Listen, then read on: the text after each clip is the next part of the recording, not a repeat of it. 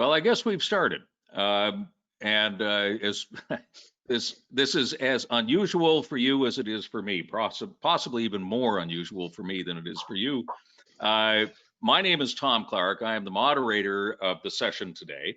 I come from a long background of experience in journalism. I was in it for 45 years, had a number of national political shows that I did, and I spent a great amount of time traveling the world as a foreign correspondent. I like to say that I was in 8 active war zones, 9 if you include Ottawa, and 10 if you include Queen's Park.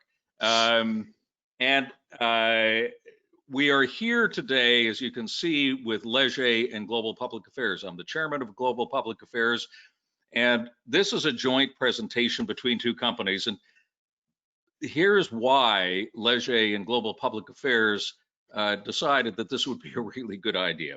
First of all, we are 2 companies that are obsessed with and focused on public affairs and public policy. It's what we do every day.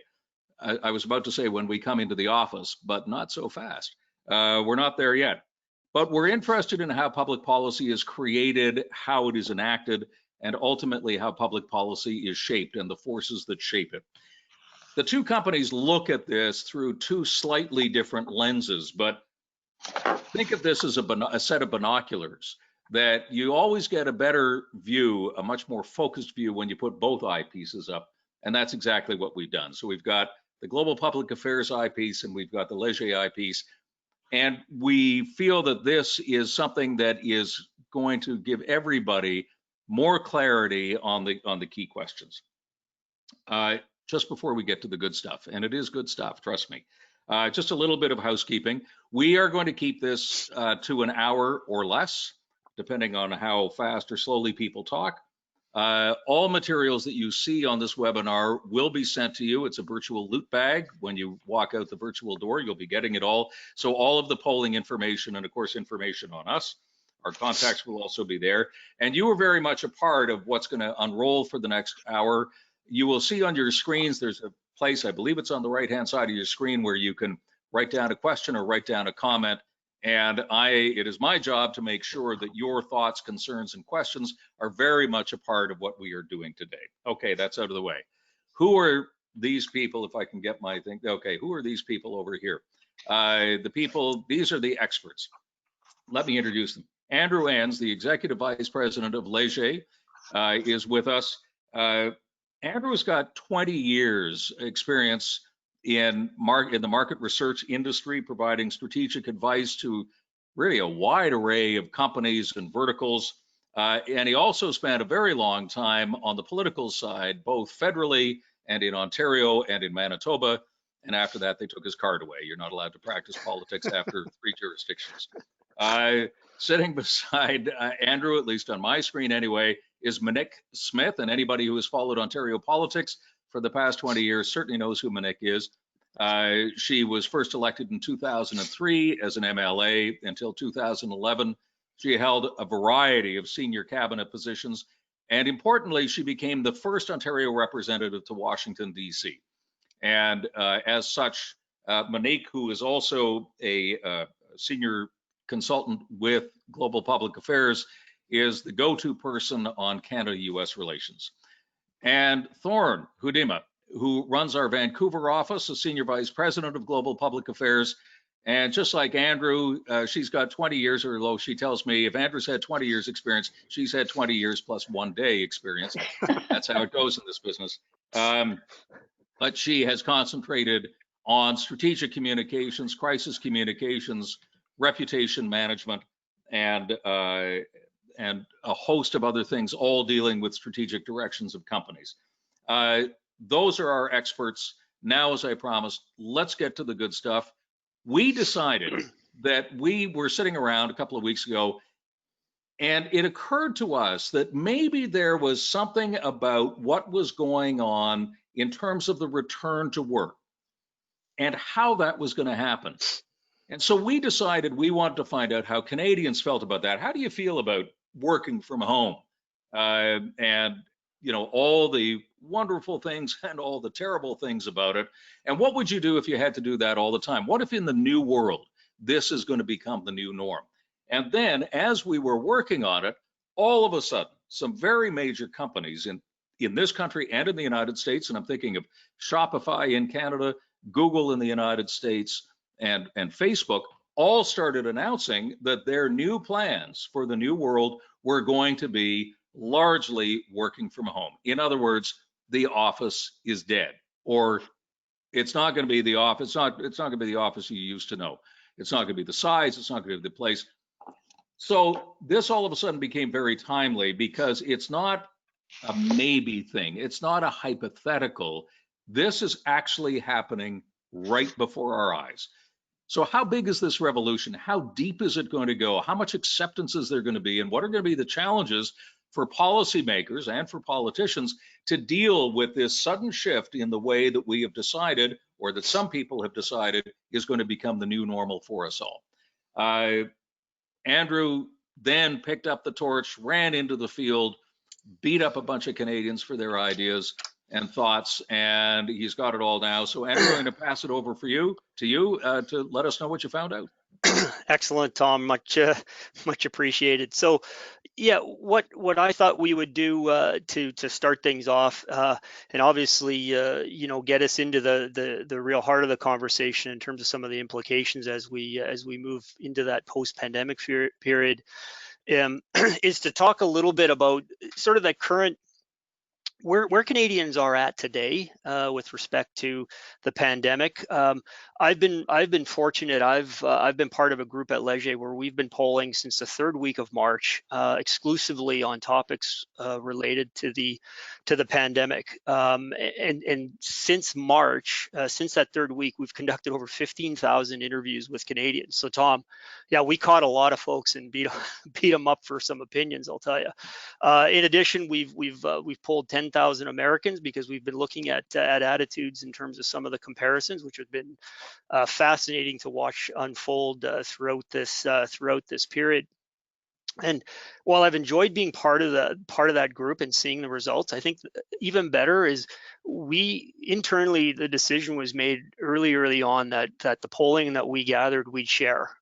We would distribute to our friends at Global on a regular basis, to our friends in the government, to other clients, and because from our perspective, what we felt was this was going to be extraordinary. When we started shutting down the economy, this was unheard of in Canada as it was around the world, and we thought that having some reliable, accurate, and a steady stream of data would be helpful to folks as they navigated through these times. So on a weekly basis, we've been running a survey through our online panel, 1,500 Canadians approximately every week, and on a whole range of topics. We've been talking about anxieties and implications on work, on income. And so for our purpose here, what I want to do in 5 or 6 slides is to try to leave with you very quickly where Canadians are at today, a little bit of a sense of where they've come from, because I do think that ultimately, when we get into our conversations about the post-pandemic implications, understanding some of these anxieties and some of these current perceptions are going to be important, because this isn't going away anytime soon. So this is some material from our latest week of polling. It was released on Monday of this week. We see Canadians still, there's still a fair amount, I would say, of fear of contracting the virus. It's down from the peak that we saw that end of March to about mid-April, the Easter period, where we're up over 60%. There's been a steady decline, almost a week. It was sort of plateaued off the last week, but it's persistent.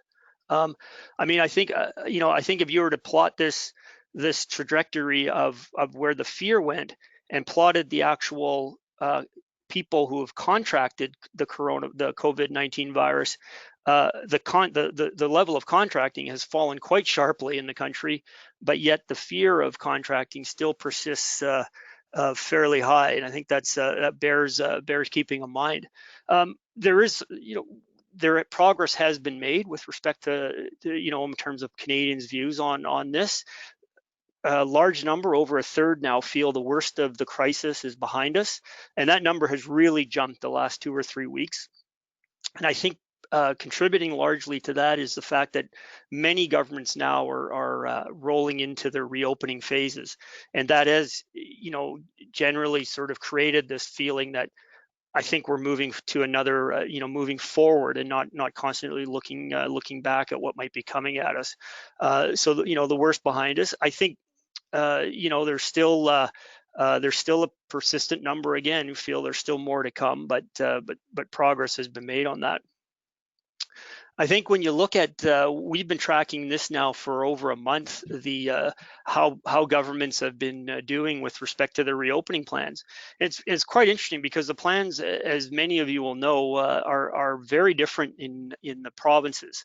Some are reopening schools, some are not. Some are reopening to larger gatherings, some are not. And so, but by and large, I think it's safe to say governments are generally getting it right. You've got almost 60% saying that the current pace that they're at should be maintained. I think you see a little more reticence in Ontario, but there's still some active issues that they're still dealing with.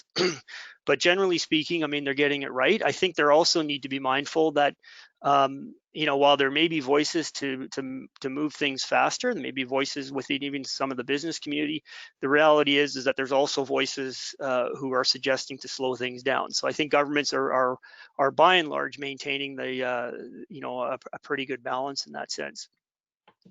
With reopening, you move into the fact that governments are now changing the message of where it was for almost 2 months of stay at home, don't go out unless it's absolutely necessary, are now suggesting you can go out. It's good to get out.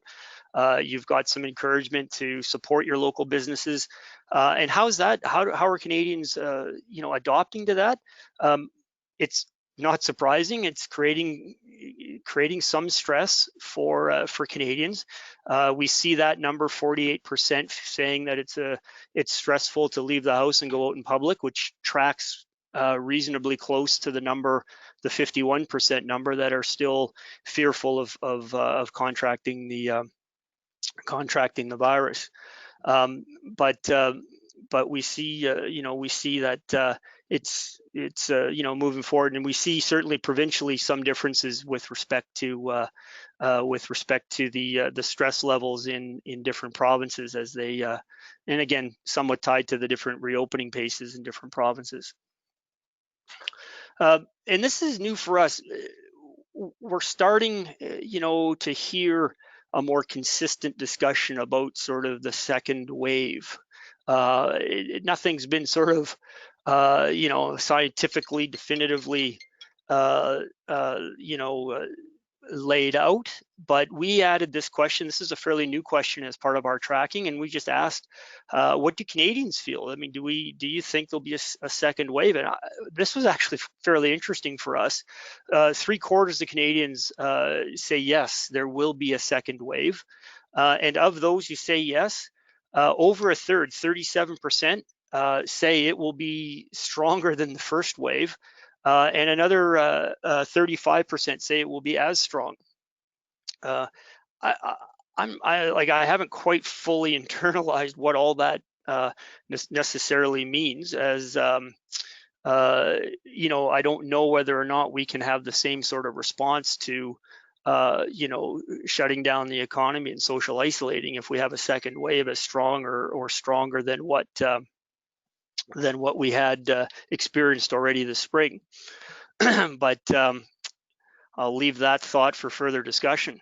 So that's hopefully I've laid out a little bit of where Canadians are at currently. I think things have gotten better, and I think the stress levels and the fear levels have been declining, but there's still some very persistent concerns with respect to the virus that exists within the public domain across the country.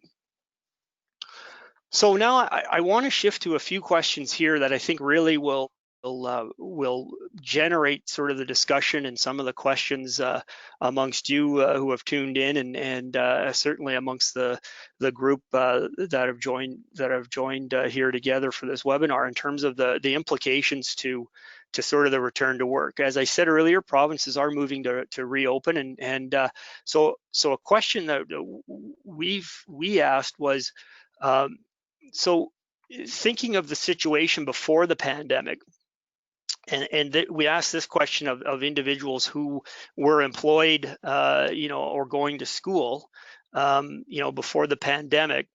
We asked what their work situation was, and the response was almost 80% said they were commuting or working outside the home at a workplace, either in an office or it was in a work situation. But it took them outside the home. 11% basically worked from home, and 8% were sort of kind of in a different kind of zone, not regularly working or studying. So then we asked the question of the same group that answered this question. We asked, so what would be your preference post-pandemic, as now workplaces are starting to open?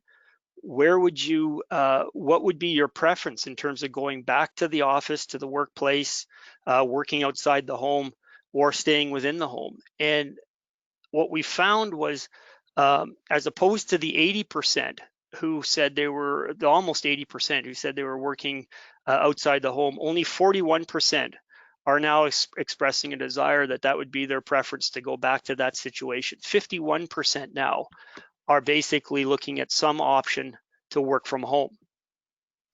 What that means in terms of breaking that down, of that 51%, 16% want to work just a little bit from home, but want to have that option, that flexibility. 18% want to work from home as much as possible, and 17% want to work from home all the time. So basically, they're not going back to the office or the workplace outside the home. I think there's some, when you think of that number was 11% prior to, the pre-pandemic, and now it's over a majority of the workforce that we spoke to here. I think that's quite something. When you break down some of those numbers in suburban Canada, they're certainly interested to work from home as much as possible, a little bit more so than what the rest of the population. And I find it a little interesting that the older individuals, age 55 plus, are the least likely to want to work from home all the time. They seem to be the more traditionally focused in terms of the going back to the office or going back to the workplace. We also see on the left-hand side there, women are a little less likely to say they want to go back to the workplace compared to men. We broke this down a little bit further, and we asked people in terms of whether they work downtown in a fairly large, urban center. And what we found, 43% of our respondents in the survey, of our employed respondents, 43% of them were working downtown.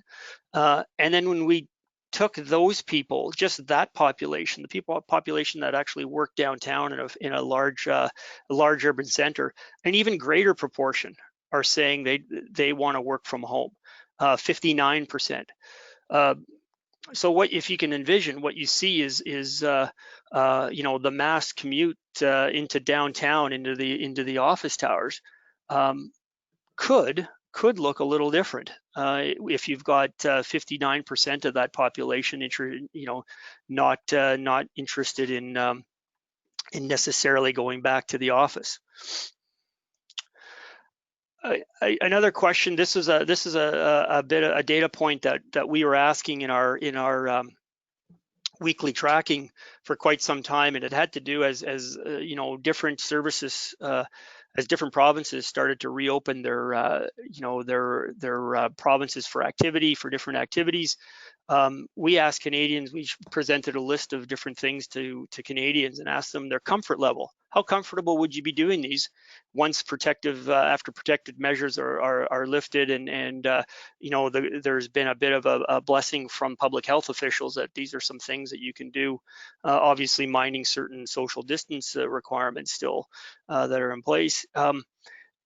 Where you see, and I've sort of highlighted these, a couple pertinent to our conversation here, going back to the workplace, just over a third say they would be comfortable doing that. Using public transit, again, if you think and be mindful of the fact that we significant part of our employed Canadians are working downtown, often public transit's the key conduit into that. 17% would be comfortable taking public transit. This number probably goes up as time goes on, but it's starting from a fairly small point in terms of so with a way to go. Finally, and these are a couple of last questions in terms of sort of some of the implications that we wanted to bring into the conversation. Again, stemming from this notion that there could be a very significant portion of the workforce now opting to work from home. We asked questions with respect to the service, some of those key services you need now at home that you often took for granted when you're in the office or in the workplace. Broadband internet, wireless service, and we threw in couriers too. I mean, these things that you take for granted now, if you're going to have a more of a stay-at-home workforce, what's the implication here? What we found was kind of interesting. When it comes to broadband and wireless, over 3/4 of Canadians said that it was adequate. In terms of the level of service to cope from working from home. Higher in Quebec in terms of the wireless. The broadband was fairly consistent, what we found across the province. Courier service, the adequacy of that was a bit lower in terms of Canadians. We did see, when I looked at the data with respect to sort of broadly geographic, rural versus suburban versus urban, we see rural Canadians certainly are more apt to identify these services, all three services, as being inadequate. Certainly broadband, and to a somewhat lesser degree the wireless services, were certainly identified as being more likely to be inadequate. But even at 77%, if you have a much greater workforce now working from home, that may become a bit more of an acute demand with respect to level of service. And finally, and we had some fun with some of these questions came out of a bit of a brainstorm that we had as a group in terms of what other things, what opens up if you now have more of a stay-at-home workforce, and some of the obvious things that came to mind as well. I'm no longer sort of tied to a geographic location as I was before in terms of a distance to the office or my employer or things like that. So we asked some questions in terms of how likely, if you have this preference, this ability to work at home and work fairly efficiently at home, how likely would you be to consider some things? And I didn't, we asked these questions, we didn't really know what the answers would be.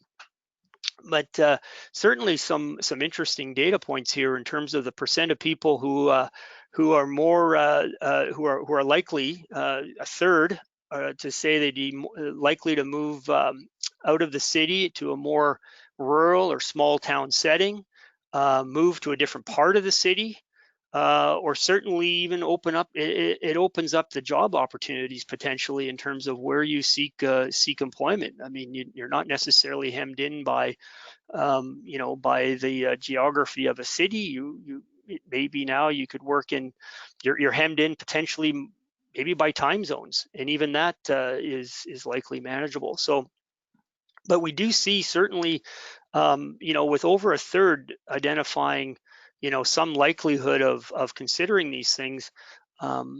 It's not an insignificant number that that might be that we might see some of this in future if that work at home situation comes to pass. The last point, and I'll finish on this, is that it is interesting too that the new generation of workers, the 18 to 34-year-olds, are certainly more likely to see this flexibility that a work from home environment creates, much more so than the older population. So hopefully, presented a few data points to generate some conversation and some interest, and I'll stop there. I think I've monopolized my time, and over to you, Tom. Thanks very much, Andrew. Definitely some interesting stuff. And I got to tell you, I've been looking at the questions coming in. They're all spot on. This is exactly, in terms of your questions and our questions, what we want to talk about. We're all on the same page. I might just say for all of you, you might just want to take a screen grab of Thoren and Andrew, because they're in their offices, and this may be a museum piece in the near future. It's the office is the museum piece, so you're not referring to Thoren and I as trust, right? You're in that group that's sort of not very transformative, I would say. But listen, Monique, let me go to you first of all, and then to Thoren. 30, 40, 50 seconds on your takeaway from what you've just seen. I think it's very interesting. I think there are a lot of variables, and I think that this is a very fluid discussion. I think we're going to see changes in the field over the next coming weeks and months. I think the fact that we've still got 51% of the population that is afraid to attract the virus, and we've got 46% of the population that think we're in the worst, or the worst is still yet to come. I think that indicates a lot of hesitation around going back to work. And so we're going to see more people saying they want to work from home. I think the number of 48% that still find it stressful to go out. Of course, you're going to say you'd rather work from home if right now you feel you're way stressed about going out even to the grocery store. So I think we're at a time and place where people's ideas are definitely shifting. We've got the discussions with the Spotify's and the others who are kind of getting out ahead of the curve, or as they see it ahead of the curve, saying they're definitely going to work from home. But I think we've got a lot of the variables to take into consideration as we look at what's in Canadian minds, looking at this question and where we're all going to end up in 6 months and a year and 2 years. Thoren? Well, I think that in every crisis, there's an opportunity. And 2 data points really stood out for me. One was that 51% of Canadians didn't plan on going back into the office full time at any point in time. But granted, we also have to realize this is pre-vaccine. And like you said, Monique, this is going to be a bit of a moving target, not just over the course of months, but probably years. The other thing that really stood out for me was that 30% of Canadians would consider moving. And, especially in the 18 to 34 demographic. And listen, everyone, I have to give credit where credit is due. And this was a notion that Tom Clark saw bubbling up and starting to happen. And as I've done my own anecdotal discussions, with my team members and, younger neighbors and that sort of thing, it's certainly something that is prevalent. And so when you think about what the opportunities in those 2 pieces are, we've got a great chance to reimagine the way we want to have a work-life balance. Of course, there's pros to that, there's cons to that. Monique, earlier today, you were talking about the mental health impacts. I think there's all sorts of different directions and opportunities that we can take to improve our lot.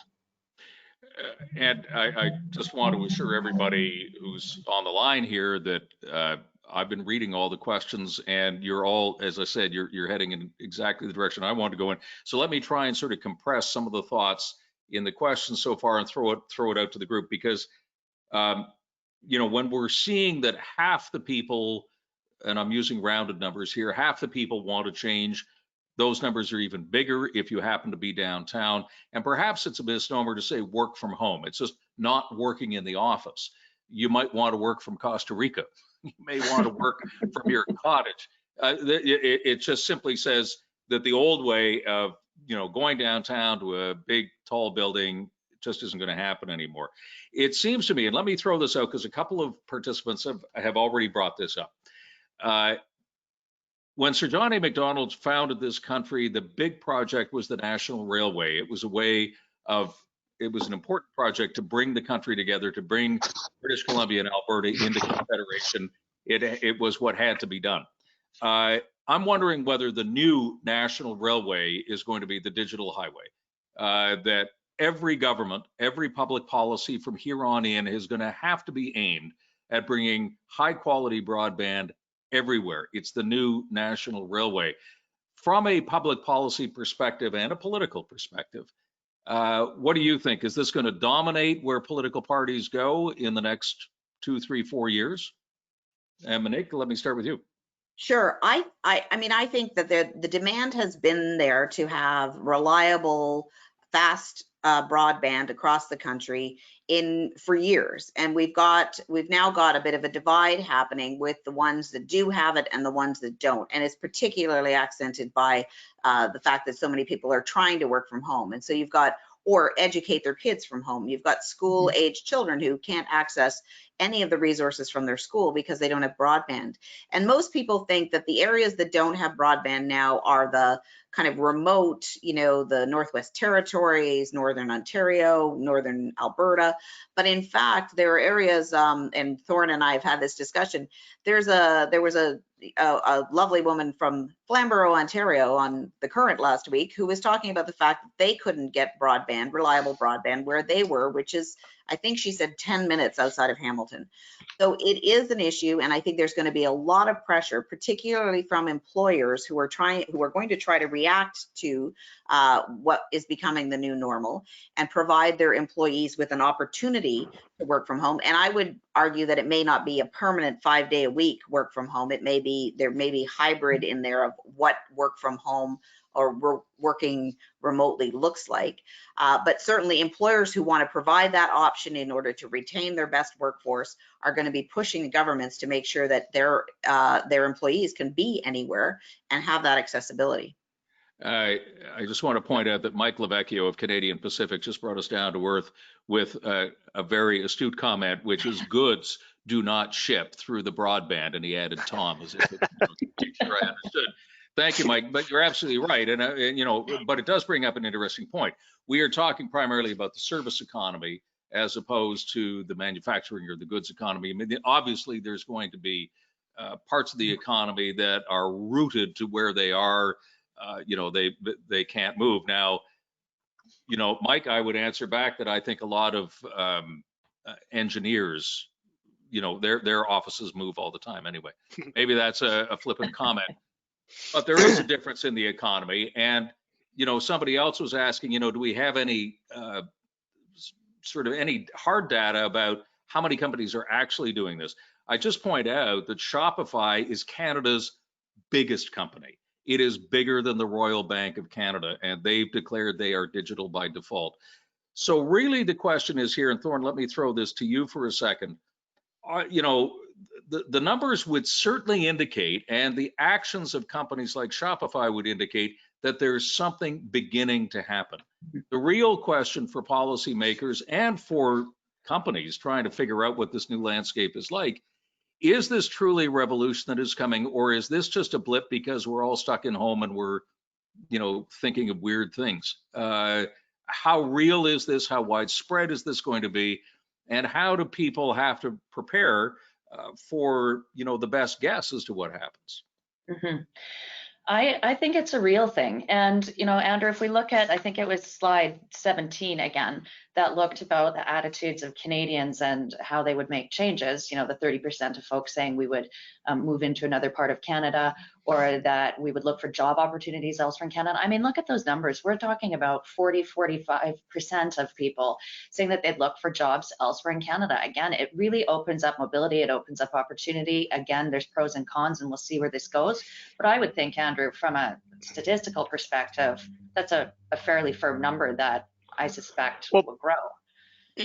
Yeah, and I would agree, Thoren, and I'd add to your point, Tom, in terms of like, is this a kind of a passing thing? Is this a flash in a pan, and in 6 months to a year we'll go back? I mean, one, I think that the impressions and some of the anxieties in Canadians has been quite persistent. And I made the comment about tracking the rate of infections to the rate of the fear of contracting or the stress of going out. Like there has been in parts of Western Canada, like this literally, we've had maybe 10 cases in the last month in Manitoba. There isn't the drumbeat of sort of, concern and bad news. We haven't had the long-term care sort of situations that have, unfortunately taken place in Eastern Canada. That said, there's not huge divide between the anxieties in Western Canada and Eastern Canada. Like this has shaken people, I think, on that side. I think on a very practical side, from a business and government perspective, I don't think anybody wants to envision shutting down again. Like it's just like I think to do this all again come fall or come the winter or next spring would be unfathomable, and quite frankly almost impossible to sort of manage. I think we've almost run out of money. Well, I guess we can always print money, but so in that sense, I think when you look at the work from home and that flexibility and those things, I think a lot of employers are going to look at this from their own perspective to say, if this happens again, how do I sustain myself? How do we keep operations going? If I'm government, which governments I think got caught, a lot of governments, on not being prepared to digitally serve their citizens. Healthcare, I mean, I think, when you look at some of the poorest updated, IT infrastructures, you could name probably governments, healthcare institutions, and public education institutions, all of which have really been tasked now to sort of pivot and become really good at digitally serving their citizens. And I think you're going to see they're going to want to get better because they don't want to have to shut down again. They want to maintain that flow of business. I mean, doctors, I think a great evolution out of this whole exercise has been suddenly now we can do virtual doctor's visits. That's fantastic when you think about it. You think about how that expands good medical service into parts of, but that has not been easy in some jurisdictions based on the infrastructure that they're working on. So let me just jump in here for a second, Andrew, because there's, this discussion takes us in so many different directions, and I'm just reading some comments. Martha Jameson, Pam McDonald, our old friend, and Brian Owen, among others, are bringing up some interesting points about what then become the priorities of government. And let me break it down into a couple of bite-sized pieces that interest me. We've spent a lot of time, as many companies, not just governments, but companies, in the search for worldwide talent. We want to bring the best talent to this country. We want to build up our corporate infrastructure with the best and the brightest from around the world. Well, now, do we need to have them here? Or can they work from where they live? Can they live in Brazil? Can they live in New Delhi? Can they live in London without having to get on a plane and relocate to an office in Canada? There's huge advantages to that because it's easier to find worldwide talent. But what does that do to Canada's perception of itself as a destination for the best and the brightest in the world? And how does that, where does that lead us, Monique? Well, I think it's a really interesting question. And I just this morning was listening to a podcast with the chief talent officer of Shopify talking about their decision and their announcement. And she was talking about the great benefit of being able to attract the best and the brightest from around the world and how excited she was to be seeking out those people. She did concede that the gnarly bits of details like taxes, benefits, salaries, were going to be difficult, infrastructure, payroll. And she talked about the fact that they're going to have to talk this out and sort and spend some time to get it right, and that she didn't think that they would get it right in the first go necessarily. So I think those are, I mean, there's a great kind of excitement at the thought of just being able to be anywhere and work anywhere. I do some work with Malaysia and Myanmar, and I got to tell you that 5 a.m. calls, Zoom calls are not the best, but you know, we can all figure that out. Time zone differences are a challenge at the beginning, and then we kind of get used to it. But there are a lot of questions that I think are going to need to be addressed. Like just a real small example. If you're hiring someone as a Canadian company in the US, are you going to provide them with benefits? If so, it's really expensive to pay for benefits in the US. Where are they paying their taxes? Who are they reporting to? There are a lot of questions on a board or international level that are going to need to be addressed and looked at. And as well, there are a lot of HR questions on a smaller level that Jerry Dias of Unifor was talking about this weekend in the Globe, like who's paying for the ergonomically correct chair and the extra Wi-Fi that you're using from home. So I think there's, you know, I seem to be more the cynic than Thoren on this question, but I think there are lots of opportunities, but there are certainly lots of questions that are going to need to be addressed and dealt with. You know, that old expression occurs to me that it's always difficult until it's done. Yeah. And because there is no playbook, because we're inventing something here, you know, obviously there's going to be some stumbles, but let me bring Brian Owen's question into this, and Thoren, I want to put it to you, and that is, what priorities should government adopt when thinking about reopening the economy? And I just add to that this layer that we're talking about. You know, we've talked about what this means for recruiting talent and creating Canada as a hub. Maybe we don't need to do that anymore. But what about all sorts of other things? We've talked about broadband, but what about infrastructure? What about highways? What about downtown densities? What about the small business that is not going to survive because there is not a density? But more importantly, and one thing we haven't touched on yet, is the move out of the cities. We've already seen it in Toronto without COVID, and that is when younger people started moving into the Niagara area simply because it was cheaper than living in downtown Toronto, and they could take the GO train into their offices. Now they don't have to do it. But if that accelerates, if we're going to see a redefinition of what the rural economy is going to look like, Right. Going back to government priorities, Thoren, you were in, as the musical Hamilton said, you were in the room where it happened for a number of years. So you're now leading the discussion with the Prime Minister and the senior ministers. What are the priorities? And doesn't everyone wish that they could tell the Prime Minister and ministers what to do and how to run the country? And I don't want to seem too Pollyanna about this all, for sure, Monique. And we all know that creating public policy takes a really long time. Creating good public policy takes an even longer amount of time. These things don't happen overnight, although I suppose it's fair to say that during this period of COVID, government was really able to stop and pivot very quickly to make sure that folks were able to keep roofs over their head, you know, feed their kids and have a certain amount of stability. Tom, you talked about the politics before as well. What are the politics of this? Well, you know, political parties and governments tend to pay a lot of attention to what the general public wants and where people want to move. I mean, Andrew and Leger do a tremendous amount of work for governments across Canada so that they don't just have an instinct on what people want. They really have hard facts when they are creating public policy, which is why I think, you know, numbers and the sophistication of public polling has become such an important piece of politics.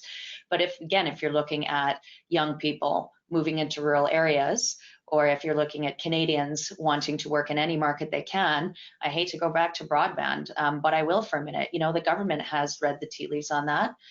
They've gotten a sense that that's important. Federal government is already talking about $1 billion for their broadband policy. So I think government too is beginning to move in that direction also. I mean, I'm sitting here today in downtown Vancouver at Burrard and Hastings, you know, not because I necessarily want to be in the office. Our office certainly isn't going to be fully open for some period of time. But the reality is working from home with a spouse that's on Zoom calls all day long, 2 kids on devices, homeschooling. You know, we're all experiencing, like you, Andrew, yesterday, you were laughing about your teenagers using, you know, all of your internet bandwidth. God bless Fortnite. Yeah. But it's creating some challenges, right? And some instability regarding connectivity. As far as the city goes, too, just quickly, I mean, it's not a very busy place today here in downtown Vancouver. And I think we need to think about some of the unintended consequences of people moving out of downtown cores, whether it's real estate, whether it's the effects on ancillary businesses, restaurants, shopping centers. I think the consequences could be huge and not necessarily very positive.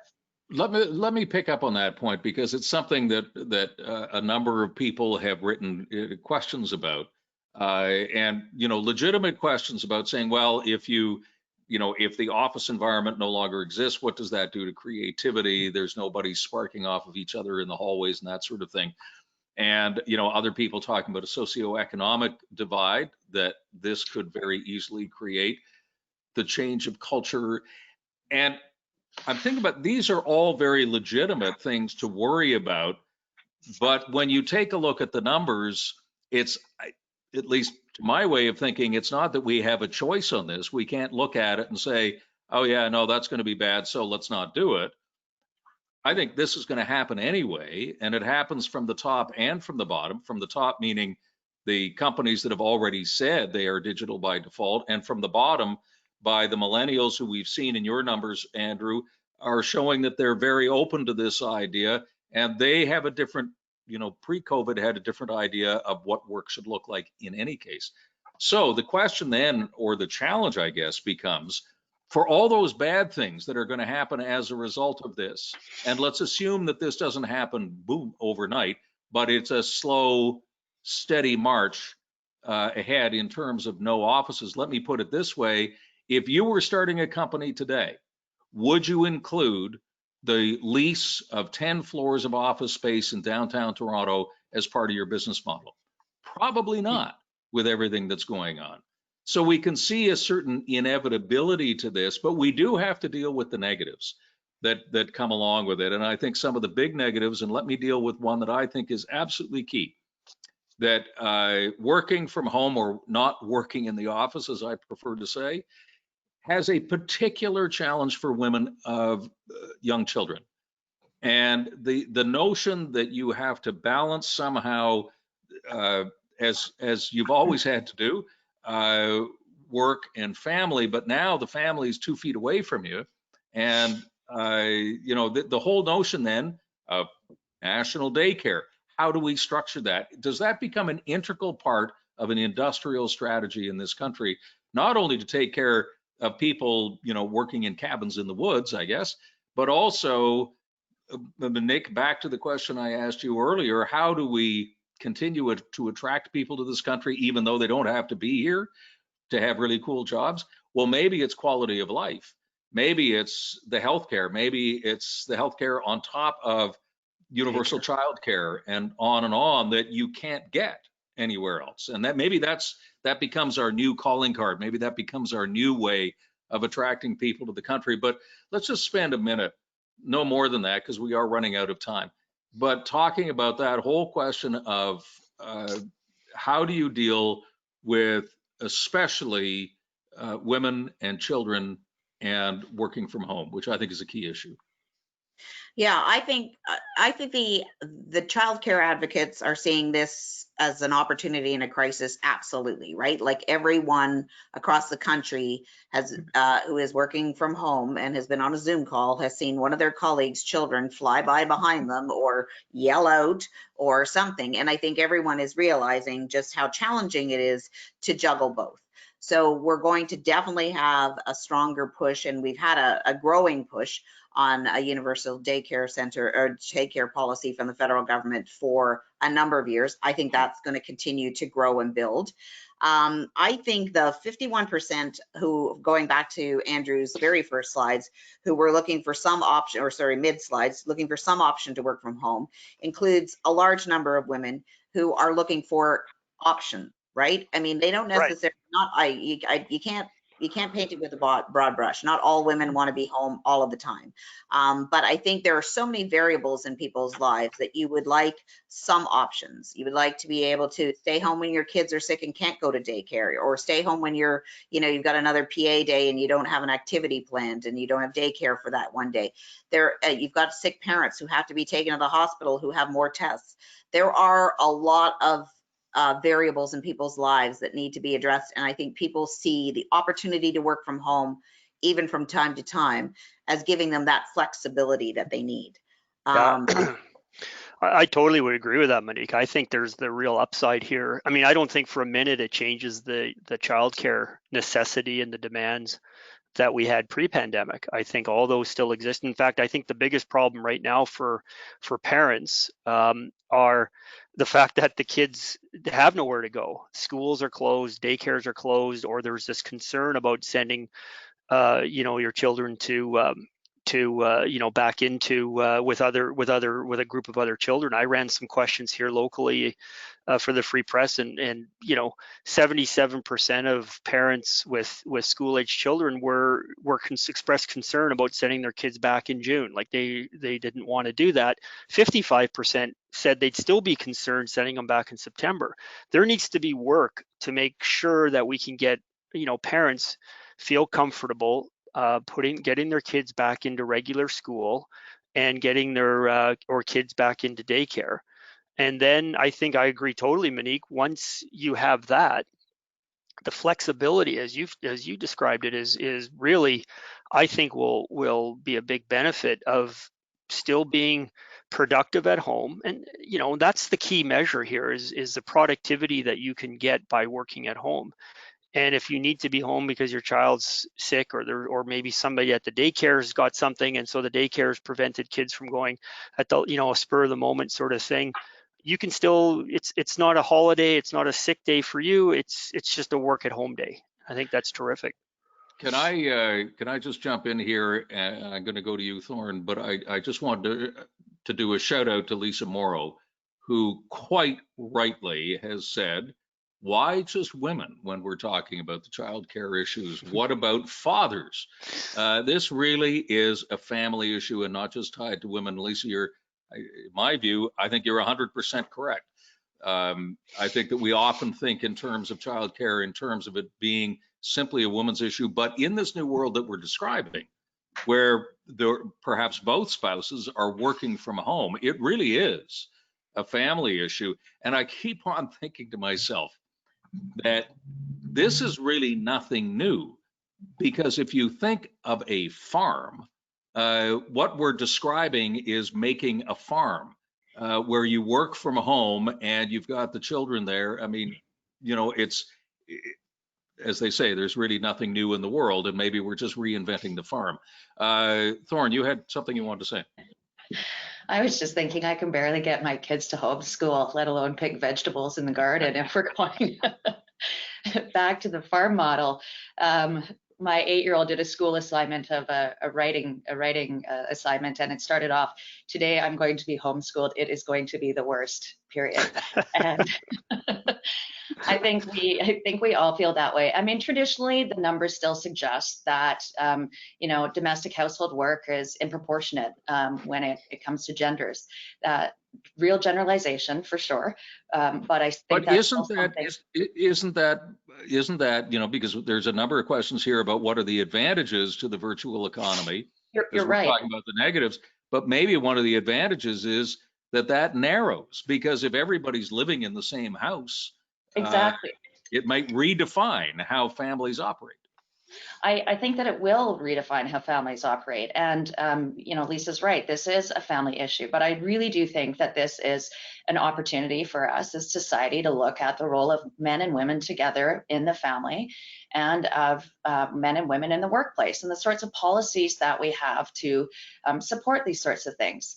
I had the opportunity to live in Norway for a couple of years, and to watch a country like that is extremely progressive when it comes to gender roles. Much of that has been legislated and forced. And frankly, we have been forced into a situation right now where we're going to be able to look at that again. And I think that most fathers and all parents want to have, equal hand in raising their children. And there has been somewhat of a blessing throughout the course of the last, 2.5 or 3 months of actually getting to spend some time with your kids in a real family unit. And, I hope that we maintain some of that and don't just jump back into the rat race right away after all of this. I think mothers and fathers, with a nod to Lisa Morrow, mothers and fathers have realized just how marvelous teachers are Indeed. And maybe because we're talking about redefining things, we really have to take a look at how we treat those new essential workers in this new economy, and the fact that they can't be the lowest paid among us if they are in fact fulfilling the most critical jobs in terms of making the economy operate. We are fast running out of time, and there's just so many areas that we haven't had a chance to go into, but the whole point of this was to bring up the discussion and get people thinking, both, sure, in a family way to be certain, but also in a broader sense about what it means for public policy. This is why Leger is involved in this, because they've got such expertise in uncovering and peeling back the onion skins about what that means and what it means going forward as a government. Governments, in my view, are going to have to start. They may not lead the parade. Governments seldom lead the parade on anything, but they are going to have to bring in policies that are supportive of a newly defined way of work. And that's everything that we've been talking about, from childcare to benefits to how you define a company. Is a company Canadian simply because it has a post office box in Ottawa, but all their employees are around the world? What does all this mean? But it sure seems to me that on the basis of the numbers, Andrew, that as we begin this exercise of looking at it, that when you have 50% willing and expressing an interest in change, you've got a preponderance of the younger people expecting there to be change. The notion that we can ever go back to the way it was with the big tall towers in downtown Toronto and Vancouver and Calgary ain't going to happen. There's going to be a change. What it is, we're not sure, but it is not going to go back to the way it was. So let me just wrap it up this way. And first of all, thank everybody who wrote in with the questions. I hope I got to most of the concerns and ideas that you had. And to those who put us back on track, I appreciate that as well. That was very useful. Let me ask all of the panelists, just give me in 60 seconds what you think the big takeaway is from this study by Leger. And Andrew, let me start with you.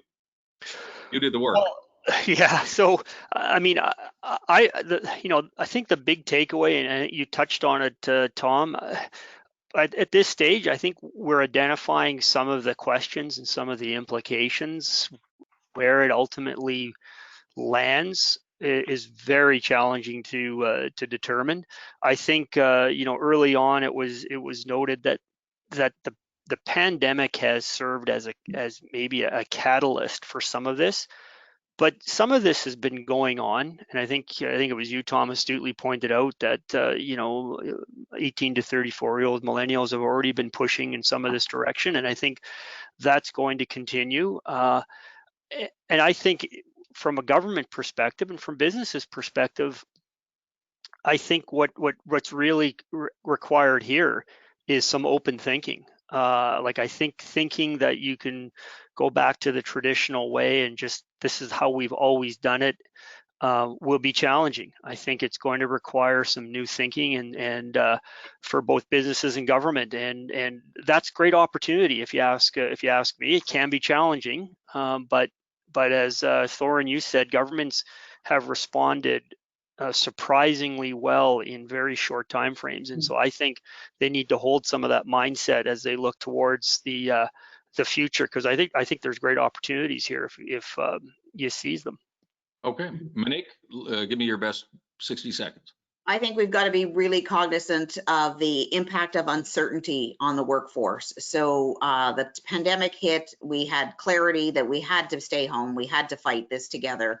It was a crisis worldwide. Everyone recognized that. Now moving back into the workforce, back into kind of the new normal, I think people are going to be looking for certainty of what they can expect and what their lives are going to look like. And I think that's going to take some time. So I think we have to be sensitive to people's needs and staff and employees kind of wants. I think that there's a real value in taking the temperature of your workforce on a regular basis to see where their comfort level is, who's struggling, who's not, who's thriving in this new environment, why, who's not, and why, and how can we help address that.